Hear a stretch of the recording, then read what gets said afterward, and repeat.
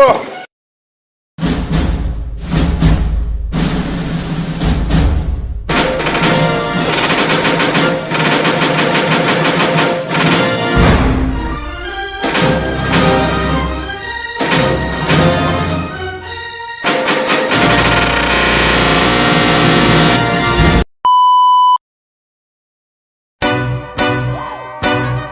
yard. I got so much more.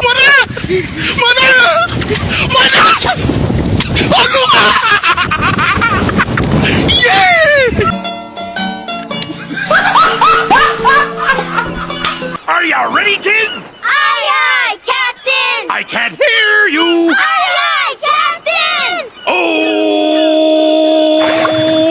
Fucking design on right now.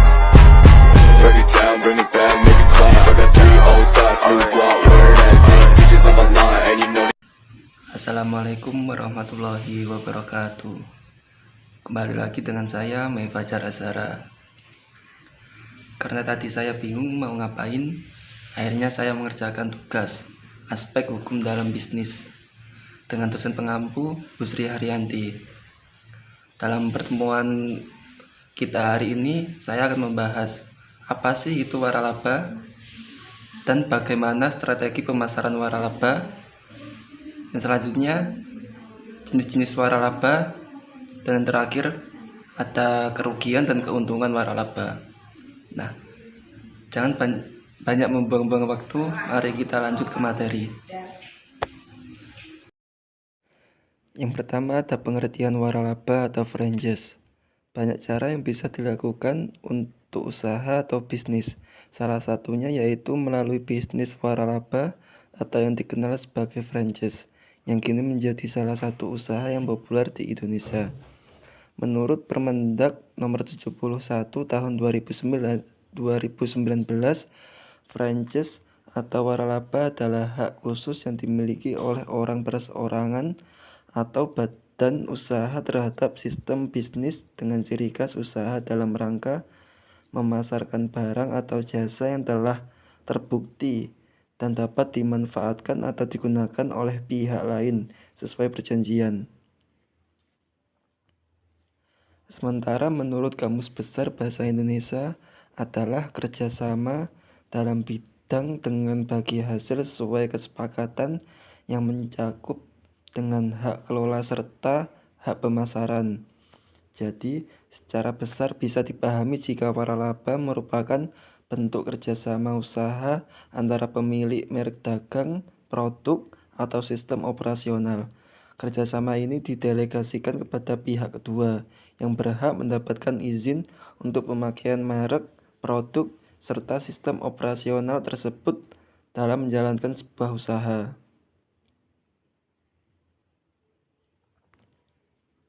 Contoh franchise yaitu Indomaret. Selanjutnya yaitu strategi pemasaran dalam waralaba. Yang pertama ada survei pasar. Pahami siapa target pasar dan kebutuhan mereka. Yang kedua, pilih lokasi yang strategis. Pastikan lokasi yang dipilih memiliki potensi pasar yang besar dan sesuai dengan konsep bisnis. Yang ketiga, optimalisasi situs web. Pastikan situs web dioptimalkan untuk SEO dan tautannya dibagikan secara teratur di media sosial. Yang keempat, bangun branding. Bangun brand yang kuat dan promosi yang up to date. Yang kelima, berikan pelayanan yang optimal. Pelayanan dan kepuasan pelanggan adalah yang utama. Yang keenam, tanggapi ulasan. Tanggapi semua ulasan baik negatif maupun positif dan dorong pelanggan untuk meninggalkan ulasan daring. Yang ketujuh, manfaatkan sumber daya franchisor.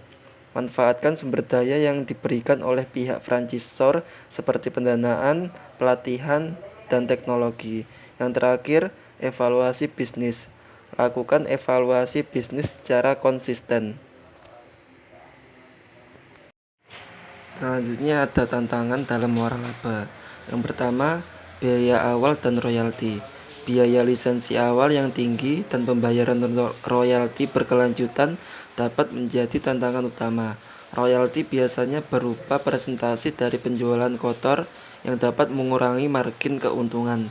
Yang kedua, kompetitor. Bisnis waralaba menghadapi banyak kompetitor. Yang ketiga, sulit memilih brand. Memilih brand yang tepat merupakan tantangan dalam bisnis waralaba. Yang keempat, pengetahuan franchise. Pengetahuan franchise yang belum mumpuni dapat menjadi tantangan. Yang kelima, komunikasi. Komunikasi yang tidak efektif antara franchisor dan franchise dapat menjadi tantangan. Yang keenam, SDM. SDM yang tidak terampil dapat menjadi tantangan. Yang ketujuh, tren pasar.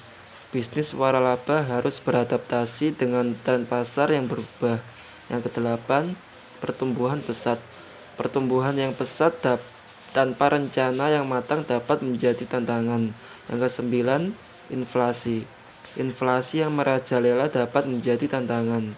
Yang kesepuluh, ekspektasi pelanggan. Meningkatkan ekspektasi pelanggan dapat menjadi tantangan. Yang kesebelas, perekrutan. Tantangan perekrutan dapat menjadi tantangan.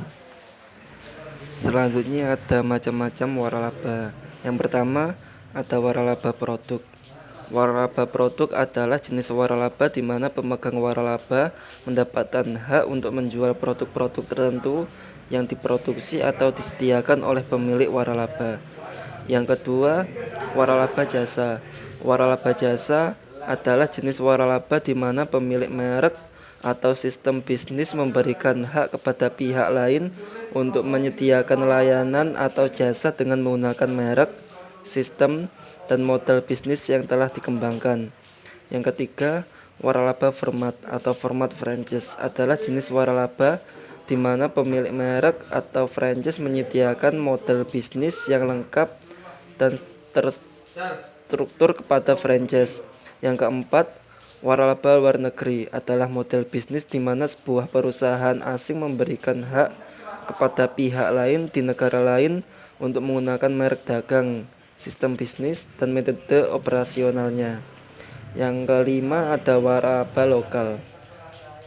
Waralaba lokal di sisi lain merujuk pada model bisnis di mana sebuah perusahaan yang berasal dari dalam negeri memberikan hak kepada pihak lain untuk menggunakan merek, sistem, dan metode bisnisnya. Selanjutnya ada kelebihan dan kekurangan. Di sini ada kelebihan waralaba. Yang pertama, memberikan manfaat jaringan bisnis yang luas bagi pemilik usaha kecil. Yang kedua, kita tidak terlalu membutuhkan pengalaman bisnis yang memadai untuk menjalankan sebuah bisnis waralaba. Yang ketiga, pelaku bisnis waralaba memiliki peluang sukses yang lebih cepat daripada pelaku bisnis yang memulai usaha sendiri dari nol. Yang keempat, untuk jenis usaha dengan skala yang sama, Anda akan membutuhkan dana yang lebih kecil jika ikut waralaba ketimbang memulai usaha sendiri dari nol. Yang kelima, bisnis waralaba seringkali telah memiliki reputasi dan citra yang mapan, manajemen dan praktek kerja yang terbukti, akses ke iklan nasional, dan dukungan kerja secara berkelanjutan. Nah, selanjutnya ada kerugian waralaba. Yang pertama, yaitu memberi waralaba berarti membuat perjanjian formal dengan pemilik waralaba Anda. Perjanjian tersebut baik secara hukum maupun tata kelola finansial. Yang kedua, perjanjian waralaba akan mendikte dan mengatur cara dan langkah Anda dalam menjalankan bisnis. Tidak akan ada banyak ruang untuk meningkatkan kreativitas Anda dalam bisnis tersebut.